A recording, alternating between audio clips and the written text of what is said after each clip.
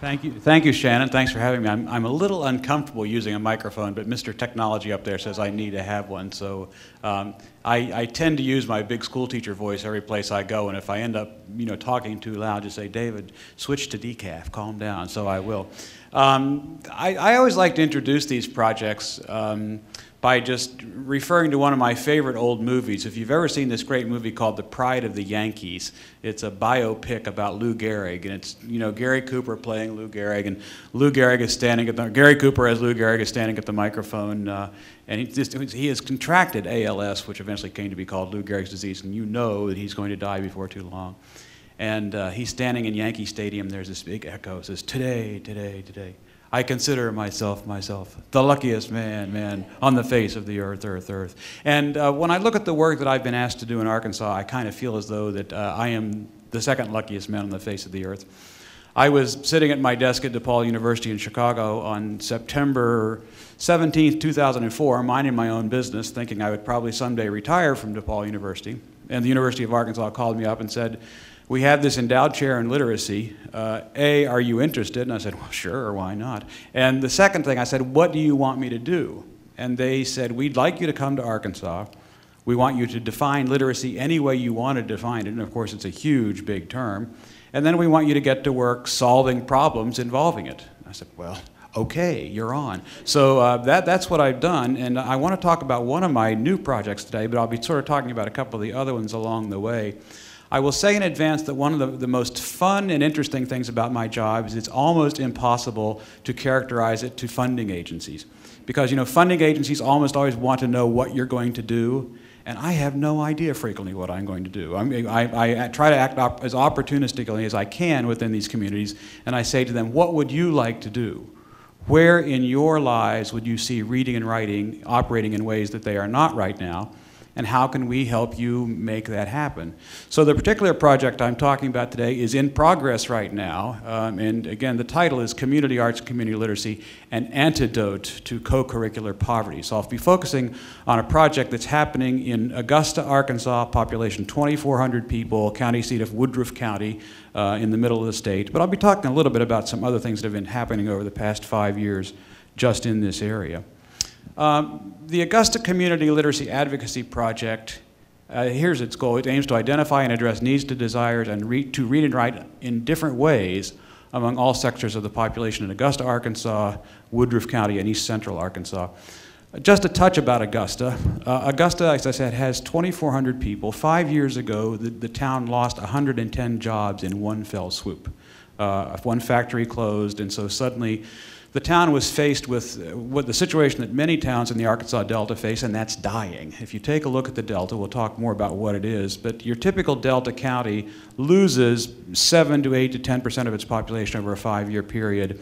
Many people refer to it as the migration from the Delta. The Delta, once upon a time, was the economic breadbasket of the state of Arkansas, but it got hit by what I call a triple whammy. Whammy number one is mechanization of agriculture. It used to take 100 people to run a cotton farm, and now it takes 4. Second is globalization. The cotton that used to be bought and sold here in the United States now must compete with cotton sold or grown in Singapore, South America, Central America, et cetera.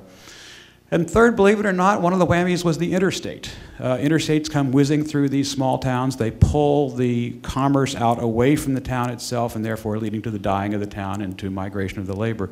So that's really what has happened to the Delta. 5 years ago, a man named Steve Collier, who is the executive director of a health clinic, he's an MD, came to me and said, "Can you help us save our town?" And it was the group called the Augusta Recovery Initiative, and they had been meeting for about a year thinking that their problem was primarily economic.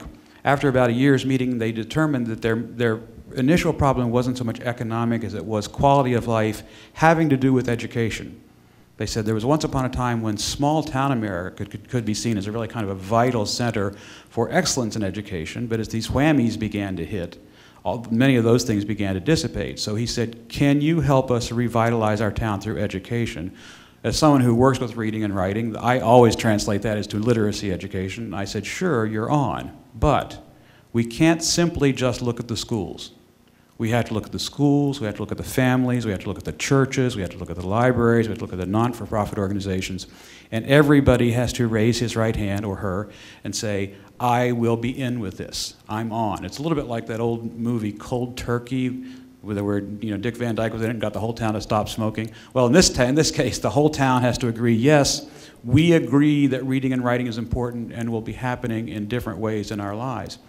So Steve put together this partnership with my office and with what was called at that time White River Rural Health Center. White River Rural Health Center is now called R-Care. I much preferred the old name, but now R-Care. He actually put someone on his payroll named Joy Lynn Bowen, a retired teacher from the town, to become the community literacy advocate. And what Joy Lynn and I do is we hear from people in the town, the county, and the region who say to us, we would like to read and write in these different ways. How can you help us? So twice we've had several week-long workshops for young parents, helping them understand what they need to do to prepare their children for the literacy they're going to encounter in schools. We've had leading-edge projects in both the elementary school and the high school. The high school has been a regular participant in the Arkansas Delta Oral History Project that Shannon referred to, I'll mention later. We had a wonderful opportunity in the elementary school to have the Principal's Book of the Month Club, and my office bought these books and placed them in various places throughout town. I'm delighted to say that every single copy of those books was stolen. That made me very happy. Jerry Rubin would have been very happy with that. And then, of course, then the non-school population has been very active. We've started this project called the Pillars of the Church Project, where we're pairing up senior citizens in the church with teenagers and pre-teenagers. And collaboratively, these pairs are writing the story of the senior citizen. How long have you been going to church here? Why do you come to church here? How has the church changed? How have you seen the community change over the course of those? We'll eventually have a volume of those stories and essays for each of the participating churches. A judge in town decided that he wanted to build a veterans memorial, and this coincided at a time when one of my graduate students said, she said, David, I want to go to Augusta and do writing groups. I said, well, Jeannie, you can't just stand in the middle of the street and say, I'm having writing groups, who wants to come? But I said, why don't we try to gather groups of people in Woodruff County who know veterans, and we just go down the list and say, if you have a veteran that you know a story about, tell the story and then collaboratively write it in this group. So we have that volume of veteran stories actually ready to publish. It is sitting ready to go to print at the very moment. We're holding it off until they actually unveil the memorial, and there will be a physical memorial. We have the first, I think, what is the first ever community literacy electronic portfolio. We worked with Cambridge, and Yancey with their consortium, and Darren put together a very nice community portfolio. It's the AugustaPortfolio.com, still kind of in process about what's happening.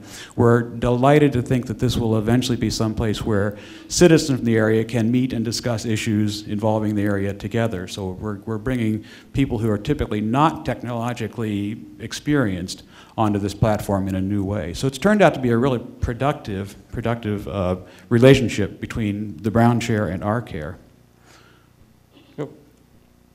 I'm working now in Augusta and elsewhere with this issue that I call the literacy co-curriculum. And these things will look familiar to you because this is, those of us who went to secondary schools, particularly in small-town America, as I did back before the Punic Wars, these will look familiar to you because these were kind of characteristics of small-town America and community bonding events. One, drama programs. The high school does plays, the middle school does plays.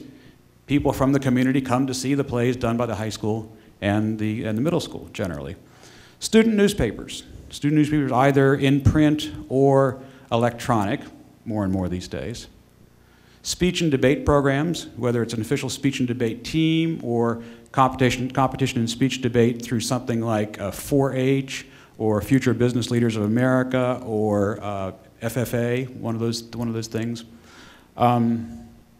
Literary magazines, and then finally student-produced yearbooks. I know virtually every school has a yearbook. Sometimes the students have very little to do with it.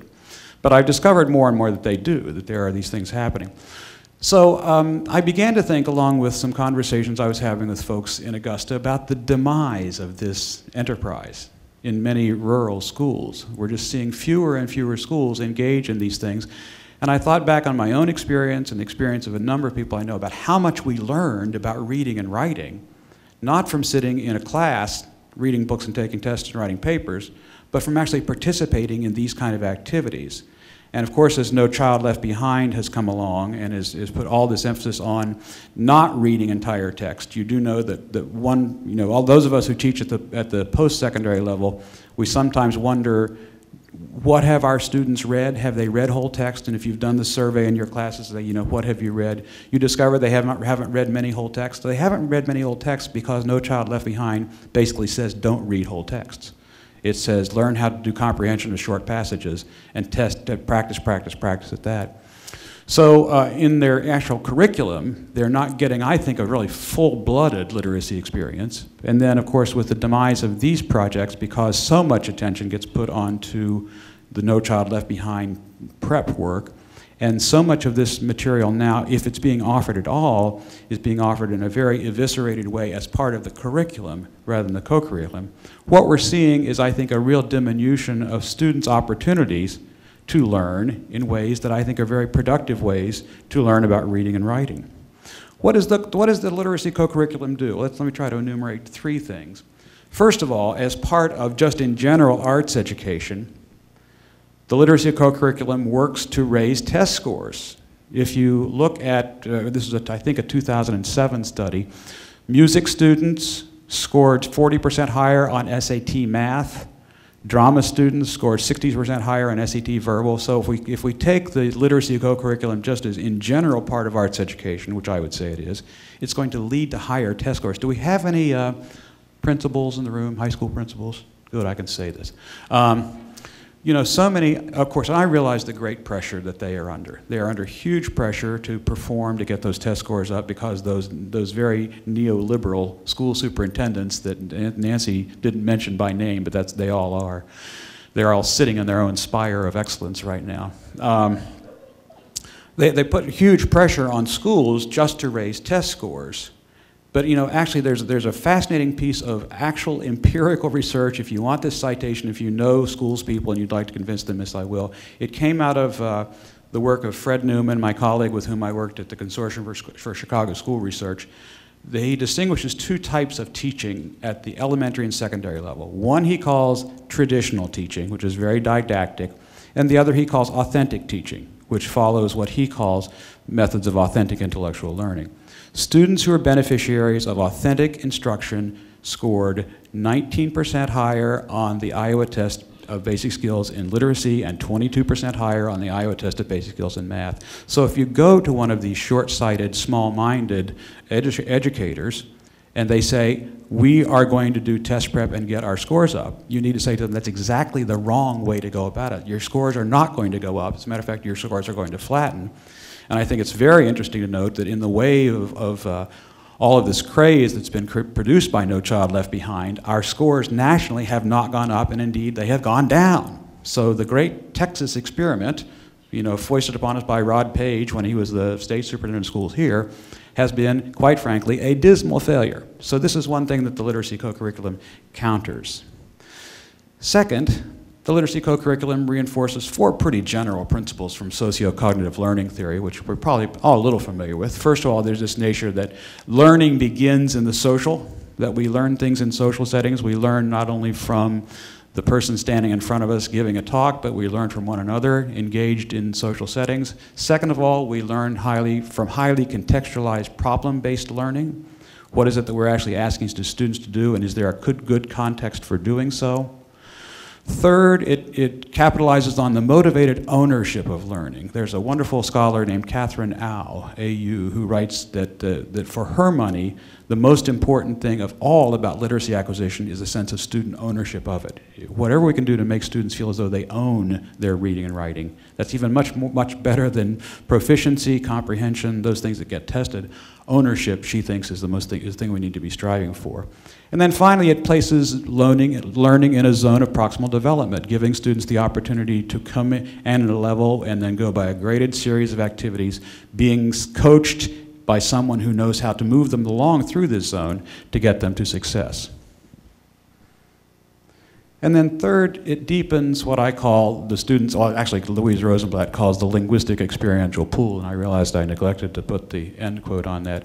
And I'm delighted to have heard Rosenblatt quoted a number of times this weekend. But if you remember her basic notion of the linguistic experiential pool, it's pretty self-explanatory. No student ever decodes simply in isolation. I talk to people and they say, tell me what literacy is, and there tends to be a perception still among the general populace that it's the ability to decode words and sentences and then larger texts.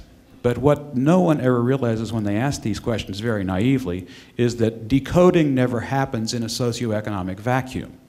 Decoding only happens when students then take what they're decoding and then it resonates through their own linguistic experiential pool, and then they're actually able to make meaning happen because they make connections to their own selves, to the world around them, to other texts that they have read, and they do so because they have this relatively deep linguistic experiential pool. I'll give you one example from a recent experience I had in Augusta. Because I, for better or worse, I say for my many sins, I have been working with the Advanced Placement English Language Program for some years. I go to Augusta High School and work with the kids taking the AP course regularly. And last spring, I went over and worked with the students who were preparing to take the AP English Language exam on a prompt that had been on the test. On that examination, there's a type of question called the synthesis question, where we give students several relatively brief sources and then ask them to write a documented essay incorporating 3 of those sources in their own. And the prompt had to do with the ethics of museum collections. If you're putting together, if you're a curator at a museum and you have these artifacts, what sort of ethical issues do you need to think about before you put it out? I mean, do you need to pay for those artifacts? Do you need to be sure to give them back to where they came from? Is it okay, for example, in a Native American museum to sell tomahawks and tom-toms in the gift shop so that you can have little kids running around outside banging their tom-toms and going woo, woo, woo, which then makes you wonder when you watch the Atlanta Braves on baseball and everyone's out there doing the tomahawk chop and they've got someone in the outfield with beating the drum. I mean, is that okay to be doing that? So these were the questions that I was helping students to try to synthesize into their own argument. And I kept getting these blank looks from the students in the room. You know, when you go to a museum, you know, when you look at those artifacts, what do you think? And at the end of the session, the teacher told me, he said, David, of those 20 students, only 1 had ever been to a museum in her life.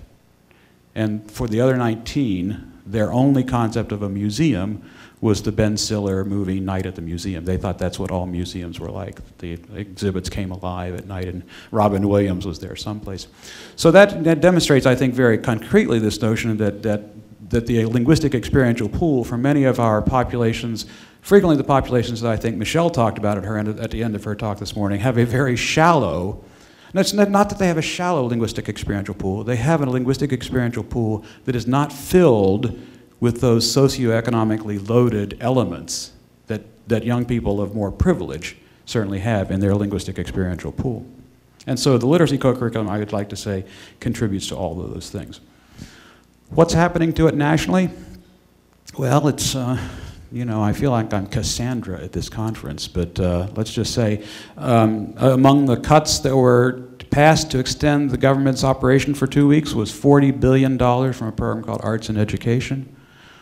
According to a 2006 study, this is nationally, this is 5 years ago, but still this bad. 16% of all elementary districts had reduced its time in arts education by an average of 35% per district.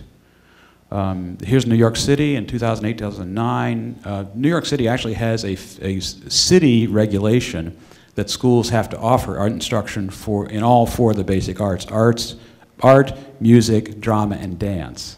You see that 16% of the high schools and 23% of the elementary schools lacked certified arts teachers. 17% were in violation of this law, so it's being neglected.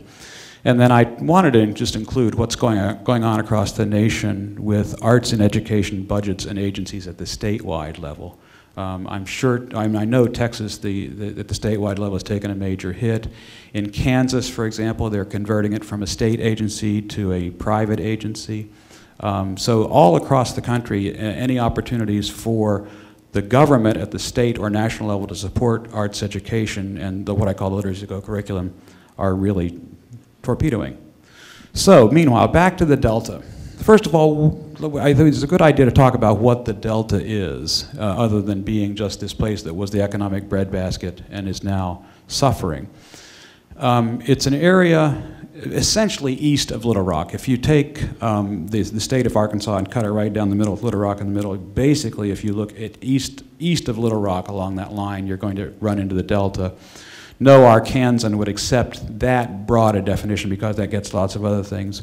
But there's this interesting geological feature in Arkansas. Over that part of the state, it's extremely flat. You think you're in the Midwest over there. It's flat as a board.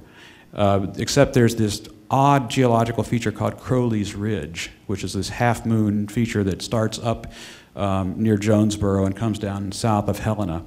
And the counties that either adhere to Crowley's Ridge or are inside Crowley's Ridge over to the Mississippi River are the ones that people generally call the Arkansas Delta. Once upon a time, hugely forested. After the Civil War, when the people from the generals in the Civil War discovered what rich forest land is, they said, heck, let's come and cut down those trees. So they came and cut down those trees, thereby realizing they had very good soil for growing rice there, led to a huge migration from Germany at the end of the 19th century to grow rice. Therefore, you have towns called Stuttgart and Hamburg and Wiener in that part of the state. But it's always been a very rich agricultural state with cotton, soybeans, milo, and rice. Milo is kind of a grain. But again, as agriculture has turned to agribusiness, the region has showed a major decline. So I've been working primarily in the Delta with community literacy, community arts, and educational enrichment programs, plus the Arkansas Delta Oral History Project. Let me give you just a thumbnail about that. The Arkansas Delta Oral History Project is now in its 5th year. And what we do is we recruit every year 4 or 5 high schools, generally small rural high schools from the Delta. We don't work with the entire school. We work with one teacher and one teacher's classes. And we say to the teacher, you don't need to change what you're teaching. We simply want you to use oral history as a teaching methodology in whatever you're doing. And the oral history method is identify a topic that has some local provenance, do some background research on that topic, then find someone to interview who either has lived through the experience or has an informed perspective, plan, practice, conduct, and transcribe that interview verbatim, and then on the basis of that, on the basis of the verbatim transcript, produce some substantial piece of literacy work. It can be historical fiction, an academic essay, a play. We've had videos, we've had websites, we have videos, we've had radio essays. At the same time, these students in the Delta are working on this project. I also recruit a group of University of Arkansas, usually undergraduate students, occasionally a graduate student takes it. And they are taking a course from me where they learn about the history and politics and issues of the Delta. And they're also working on their own oral history project about the Delta, but they're also leading a writing group, a virtual writing group that consists of 4 or 5 students from the participating high schools. So let's say if John is taking my class, he would be leading a writing group, but the other 4 members would be 1 student from each of the 4 participating high schools. We meet face-to-face only 3 times during the semester. We go to the Delta at the beginning of the project, introduce them to the project, form the writing groups, spend a day getting to know one another. Everybody goes back to his or her school at that point, spends 6 weeks working on the project. We give them an agenda of here's what you need to have done by this time. You need to have identified your topic, found your person, planned your interview, practiced your interview. Middle of the semester, we bring everybody in the project from the Delta up to Fayetteville for a weekend, which is a huge, huge event. Many of the students in the project have never been outside of their own home counties. And when the students are coming from the Delta, which is very flat, they get to exit 94 on Route 40, which is really the first exit of the Ozarks, and they go to the windows of their buses and take pictures of hills, which they have never seen before. So we bring them to Fayetteville for a weekend, we introduce them to the university, we let them know that if they'd like to come to the university, this is a real strong possibility, we'd love to have you there. Arkansas now ranks 49th in the country in the percentage of adults who have a college degree. So we need, I think, to get more people to go to college and thrive. Plus we have a chance then for face-to-face work with the writing groups. And we also take them to some event on campus. We generally try to take them to a play done either by the university theater or there's a really good professional theater that I work with. And then they go back to their own schools and then finish up the project. At the end of the project, we all go back down to Helena, again, this town on the Mississippi, where students, we spend the day, they do performances of their final projects, and we have kind of a celebration of their work. And friends, I've been teaching 36 years now. This is the best student work I've ever had in 36 years. This is the students say to me, not only the Delta kids, but my own college students, this is the first time in my life that I feel as though I've owned a project. The first time in my life anyone has ever said to me, design your own project and carry it out. So just again to go to that notion from Catherine Au of ownership of literacy, I think it's shown really wonderful benefits. We're writing about it right now. We hope to have a book finished about it this summer, but as you can tell, I'll talk about it at the drop of the hat. But meanwhile, back in Augusta, I was wondering as I continue to do this work in Augusta and come across this new thing, what's happening to this literacy co-curriculum in Arkansas? I had my graduate assistant, his name is Liam Nesson, believe it or not, Liam Neeson, but Liam Nesson, in 2007 did a little survey of all the high schools in this 17-county area. And at that time, only 1 in 5 of these high schools had all 5 elements of the literacy co-curriculum. The yearbook was a constant. People want that yearbook, they want that to be on their shelves. Drama and newspaper were occasional and diminishing at that time. Speech and debate teams were few. As a matter of fact, the speech and debate team in the school, if you were seeing that action at all, that had morphed again into something like Future Business Leaders of America or FFA. But actually the school-based thing was non-existent. And then literary magazines, I've discovered, are virtually non-existent in the Delta. I think I found 1 school that does a literary magazine in the Delta. Here's some, I've been talking to the directors of the co-ops in 2011. I'm trying to redo those numbers. I'm discovering it's basically the same. Now, I am told time and again that some teachers of their own volition move drama and newspaper into the curriculum. But they tend to be relatively actively discouraged from doing so because the principal or their academic leaders or their superintendent is saying, are you sure this is not going to take away from test prep and getting students ready to do better on the examinations? Just one little bit of data. There's an organization called the Arkansas State Communication Association, which is the association of speech and drama teachers at the high school level. And of their 170 members, only 13 are from the Delta. So you get a sense that where this is happening, of course, where the literacy co-curriculum is thriving is where it's prosperous in the state. And there are basically 2 places that are prosperous in the state. Northwest Arkansas, where I live, is extremely prosperous. You've got Fayetteville, home of the university, Springdale, home of Tyson Foods, Lowell, home of J.B. Hunt Trucking, and then Bentonville, home headquarters of Walmart. So, you know, there we have the boom town going on there. And then Little Rock, the Little Rock Conway area is booming as well. So that's where you're seeing the literacy co-curriculum. So once again, the haves are getting it, and the have-nots are having it not. So, what do? Enter the Arcare Brown Chair White River Shakespeare Festival. This happened, again, I mentioned Steve Collier, who was my kind of guru there, a wonderful man, lifelong resident of Augusta, CEO of what was White River Rural Health Center, 23 clinics in very small towns around the state. And he said to me, he said, David, we used to do Shakespeare here. We used to do Shakespeare, and the whole community participated. And indeed, I did discover that there was an Augusta Shakespeare Club as late as the 1940s, where people would actually join it and show up 1 night a month, regular, ordinary. This is not, there is a high school there. There's not a 4-year institution within shouting distance from this. This was a small sort of river town on the White River, And it was a going concern through the 1940s. He says, we used to do this. Well, he didn't realize in saying this that one of my great goals my entire life is to have my own Shakespeare festival. So I said, okay, all right, far out, let's do it. So we're doing it. So here it has 4 elements to it, and then some community involvement that I'll talk about. First of all, we have something we're calling Teen Shakespeare. And I have the good fortune to work with some really wonderful arts and literacy collaborators in Northwest Arkansas, the chief of which is a wonderful person named Cassie Mishevitz. And if after you hear this you want her contact information, I'll give it to you because she's dynamite. She runs an organization called Trike Theater for Youth based in Bentonville. And for the past 2 summers, we have done something with middle school students in Northwest Arkansas. What we do is we recruit a group of middle school students, and we spend a substantial amount of time with them studying a single play by Shakespeare. The first time we did it with Midsummer Night's Dream. Next time we did it with Much Ado About Nothing.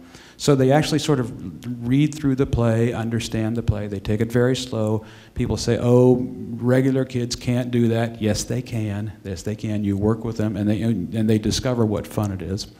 So we work through the play, and then Cassie has a technique she uses called tableau.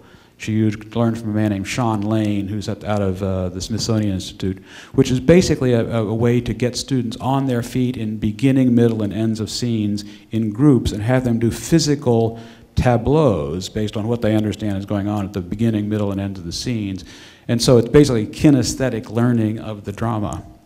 And then the third thing we attach to it, we attach a creative writer to it. We have a very active MFA program at my university, and I'm always delighted to hire one of these MFA students in the summer and say, I'm going to pay you and you don't have to teach freshman composition for the summer. And they get down and kiss the ground because that's basically, you know, it's nothing wrong with doing that, but that tends to be their only employment option. And what the creative writer does is then the creative writer asks them, leads them to write imaginative literature, fiction and poetry, about the themes or the issues or the motifs in the play. So then the 3 of us, the Shakespeare person, the drama person, and the creative writing person, and the kids, take their work and put together a performance of about 45 minutes to an hour, which is they're doing scenes from the play, plus they're doing scenes from their own work, with some sort of bridge to their own creative work with some sort of musical bridges in between, and it's a wonderful performance. I would never have believed it happened, but then I saw it happen twice. So for this time, we've recruited about 40 kids, 10th graders this time, from 7 high schools in the Augusta region, and they will spend several Saturdays with us, all day Saturday with us, doing this process, learning the play, getting up on their feet, doing this kinesthetic learning, and then writing their own stuff, and then building their own performance. Second of all, there will be a professional production of the entire play of The Tempest. I have not directed for the theater since 1992. I kind of hope it's like riding a bicycle because I'm directing again, but I think I remember how to do it. And I'll be using, the play is The Tempest, by the way. And The Tempest divides very nicely into 2 casts. The play, there's a sort of a Prospero, Ferdinand, Miranda, Caliban, Ario, Stefano, Trinculo cast, and then there's the other cast of Alonso, Sebastian, Gonzalo, and Antonio, and then the supernumeraries. So the 7-person cast I'm casting with professional actors from Northwest Arkansas, generally affiliated with this theater that I support. But then the other cast will be from people from Augusta. So we'll rehearse it both in Fayetteville and in the Delta. By the way, that's 3 hours and 45 minutes away. And then the week before, we'll put the 2 casts together and have a production at that time. So this will be a professional production in a part of Arkansas where these things never come. There are only 2 professional theaters in the whole state. One is the Little Rock Rep, which never shows up there. And then my own little theater called Theater Squared, and we're working with them. The third part of it is a fun part. There's a conductor at the University of Arkansas at Little Rock named Bob Bori, who I happen to have known for the past 30 years because he's from Wheeling, West Virginia. All good things come from West Virginia. And thank you, thank you. And several years ago, Bob wrote really 4 very beautiful songs based on The Tempest. Currently written for solo voices, Bob's taking 2 of those and recasting them for 4-part chorus. and then the other two will be for solos. But then he also has added a whole range of other music, kind of Americana themes music. So we're recruiting a community chorus there from all 22 towns where White River Rural Health Center has clinics. So they will perform this concert of music in the afternoon. And then here's kind of an added attraction. This is how small town America works. In Augusta, one of the common family names is the Gregories. They own the drugstore. You go down to downtown Augusta, there's the Gregory building with their name on it. Well, fourth or fifth generation Gregory is Beth Gregory, who in her 20s took a college degree, went to England and began teaching in England, fell in love with a man named Peter Smith. Peter Smith just so happens to be one of the major dramaturgists for the Royal Shakespeare Company. And Peter Smith will come to Arkansas during April, and we're going to trot him around the state to various places in the state and have him talk about the importance of community arts, the importance of what Shakespeare can do in small town America. So Peter will be with us the week of April 12th through the 20th, getting the whole state ready for that. And in the meantime, we're trying just to emphasize this as a true literacy experience for the schools in the town. Obviously, we'll have actors from the community in the production, and we're going to try our very best. Have you seen any of the kind of what are they called, the flash mob Shakespeares that are on the YouTube? What are they called, the something acts of art? You've seen it. They had random acts of art. Yeah, they had them this winter. People doing the Messiah in the Wanamaker store in Philadelphia. So we're going to have kind of flash mob Shakespeare going on in the towns and getting people to talk about it. We use the local actors for that. We are going to do book clubs in the public libraries. There's actually a very good graphic novel of The Tempest, which will have the librarians have agreed to do book clubs in the town for us. We'll have writing opportunities in schools. We'll have, I'll be doing some professional development for the teachers, but I'd like to see students have the opportunity to write about the themes of the issues in the play, and then we'll do a publication of those leading up to the play. And in the churches as well. The churches, by the way, have been really wonderful partners with us in this whole community literacy advocacy project. And they have agreed to have sort of things put into their church bulletins like, what do you think about when you put your affairs together before you retire, like Prospero is doing? Or if your son and your daughter is dating someone new that's just come into the area, what do you do with that? So we'll try to get them to think and talk with one another about the themes and issues in the play before they come. And then finally, we're stealing something from that was done at the Chicago Shakespeare Theater, and this is like Talk Like Shakespeare Day. And you try to get all the participating high schools to, in the hallways, to get the students to speak to one another like Shakespeare. Again, go back to my initial problem of saying to a funding agency what I do. What I do is what people tell me they want to do with reading and writing. But I think what we'll accomplish with this project, first of all, I hope we'll accomplish a demonstration of the power of the literacy co-curriculum in small town, rural America, where its continued vitality seems most in peril.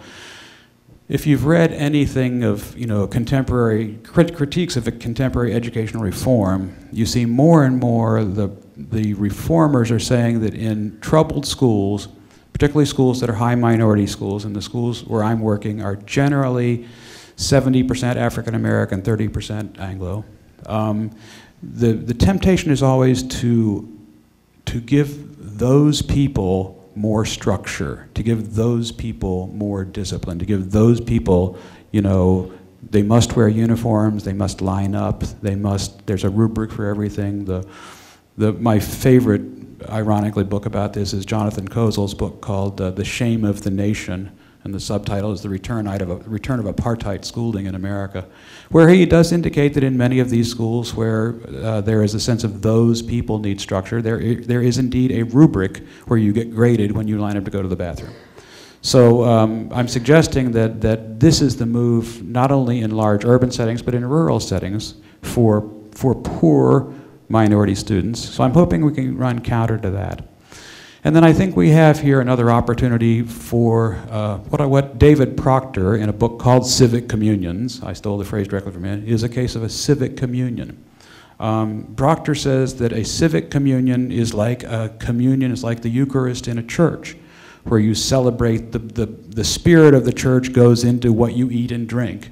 Well, similarly, the spirit of a community, when you celebrate the life of the community, the spirit of the community goes into what you eat and drink and imbibe. White River Rural Health Center has been a wonderful partner. Every time we've had a success there over the past 5 years, they have agreed to have some sort of community lunch. They feed people. We celebrate how well they've done. Just one statistic, you know, I realize that funding agencies also like you to be quantitative, but I give them this statistic regularly. The year before I started this program, 43 kids graduated from Augusta High School that year. That's the size of the school. Of those 43 kids, only 19 of them even took the ACT examination, and only 5 went to college.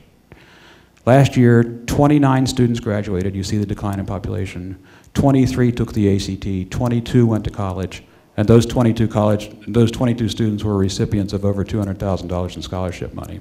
So thank you.